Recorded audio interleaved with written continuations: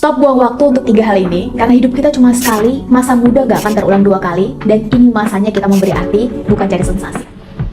Halo, assalamualaikum teman-teman. Seperti biasa kita selalu membuka Q&A session mingguan, dan dari minggu lalu, di antara semua pertanyaan yang masuk, ada satu pertanyaan yang menggelitik banget, yang akhirnya kita pilih untuk jadi bahan diskusi mingguan. Ada apa? Yaitu, apa yang harus dihindari saat ada di rentang usia 20-an? Kenapa ini menjadi menarik teman-teman? Karena cara bertanyanya berkebalikan dari keumuman orang. Biasanya kita mendengar atau membaca, Kak Ser, apa aja yang harus kita lakukan di usia 20-an? Atau skill apa yang harus kita kuasai di usia 20-an? Nah ini si Doi bertanya dengan cara kebalikan, ngebuat kita bisa lebih spesifik melihat dan mengidentifikasi apa aja yang sekarang jadi tantangan anak muda, khususnya dalam mengatur waktu. So, here we go. Di video ini kita akan membahas 3 hal yang harus di-stop agar bisa maksimalin waktu kita.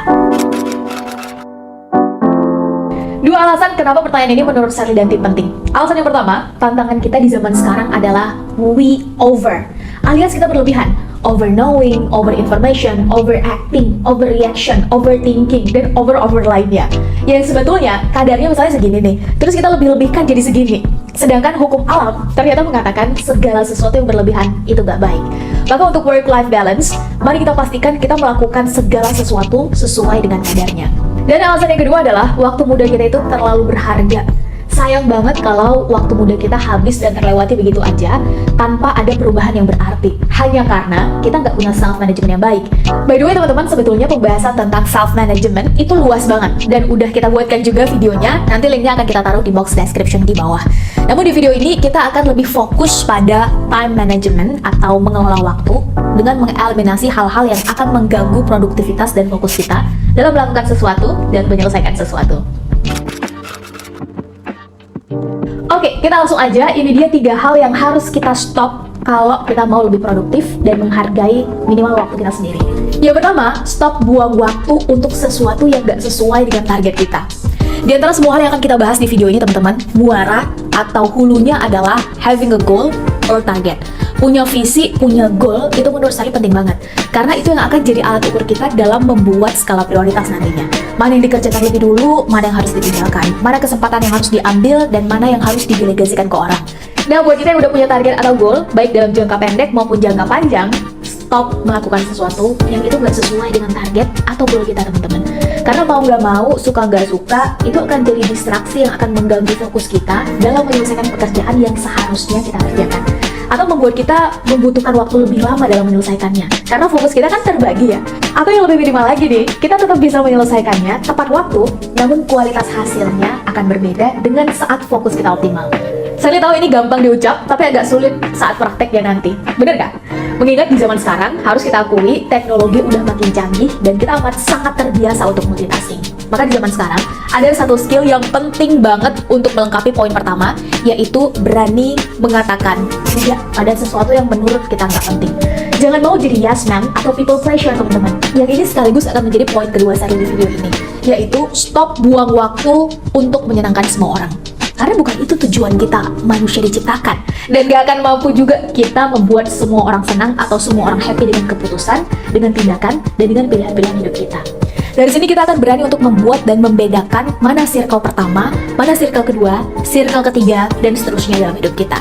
By the way, kalau Sally sendiri membedakan circle pertemanan atau support system dalam hidup Sally minimal menjadi 3-4. Circle yang pertama adalah yang memang mau melihat kita bertumbuh, berkembang menjadi versi terbaiknya kita. Biasanya cirinya ada 2. Pertama adalah mereka selalu ada saat kita pada kondisi terpuruk. Kenapa terpuruk? Karena dalam hubungan antar manusia dengan manusia, mayoritas kita itu siap banget untuk bahagia dan menang. Namun tidak terjadi sebaliknya. Banyak orang yang gak siap untuk kalah atau tidak baik-baik saja. Maka bagi Sally, mereka yang stay saat kita berada dalam kondisi paling terpuruk dan serba kekurangan, tidak pergi meninggalkan, well minimal mau melihat meski gak membantu ya, adalah yang akan masuk dalam circle pertama. Dan ciri yang kedua adalah mereka yang mau mengkritik kita secara objektif. Karena sehebat apapun kita, setinggi apapun posisi kita teman-teman, sedihormatin apapun kita, salah satu celah untuk jatuh ke lubang yang paling dalam dari dulu sampai sekarang, ibaratnya nih dari zaman kerajaan dan kekhalifahan sampai zaman presidensial, adalah saat kita udah nggak bisa dikritik dan dikasih tahu lagi blind spot kita ada di mana. Nah, saat hal ini terjadi, maka siap-siap, hanya tinggal menunggu waktu kita jatuh dan keadaan akan berbalik 180 derajat.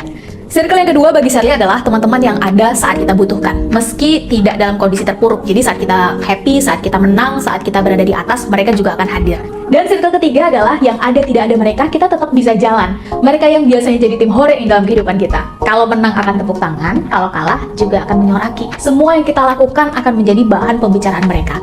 Nah, dengan kita punya definisi tiap circle, by the way, mungkin definisi kita berbeda-beda ya teman-teman. Tapi setidaknya ini akan membuat kita sadar betapa waktu kita berharga untuk orang-orang yang memang care, yang memang peduli dengan kita, yang melihat kita sebagai manusia aktif yang butuh untuk berkembang bersama, bergerak bersama, dan belajar bersama. Di sini, kesalingan itu akan tumbuh subur, dan poin pentingnya, kita yang take control atas waktu, perasaan, dan respon kita terhadap orang lain. Dan poin yang ketiga sekaligus yang terakhir, stop menghabiskan waktu untuk menjelaskan siapa kita. Teman-teman, ada perkataan bagus yang saya suka banget dari Ali bin Abi Thalib. Kurang lebih bunyinya kayak begini. Kita nggak perlu menjelaskan siapa kita kepada siapapun, karena yang menyukai kita nggak butuh itu, dan yang membenci kita tidak akan percaya itu. Jadi daripada kita sibuk dan membuang waktu menjelaskan kita ini siapa, value kita apa pada orang lain, lebih bagus kita menghabiskan waktu untuk melayakkan diri dalam karya. Biarkan karya kita yang akan bicara lebih nyata dan jelas tentang siapa kita dan kualitas kita ada di mana. Dan bukankah karya itu memang akan jauh lebih long lasting? Manusia ada batas waktu dan umurnya. Sosok juga akan berganti seiring zaman berganti. Namun kalau bicara karya, justru akan abadi atau setidaknya lebih sustain. Sustain keberadaannya, sustain nilainya, dan yang paling penting, sustain impact atau kebermanfaatannya. Semoga kita semua masuk dalam tipikal anak muda yang menyibukkan diri dengan karya yang syarat akan makna. Amin. Nah teman-teman, segitu dulu jawaban untuk pertanyaan ada apa minggu ini. Yang baiknya diambil, yang nggak baiknya ditinggalkan saja bersama kami. By the way, komen di bawah kira-kira kita anak muda harus stop melakukan apa lagi untuk menunjang produktivitas kita ya. Terima kasih sudah menonton video ini sampai habis, and I will see you in the next video. Assalamualaikum warahmatullahi wabarakatuh.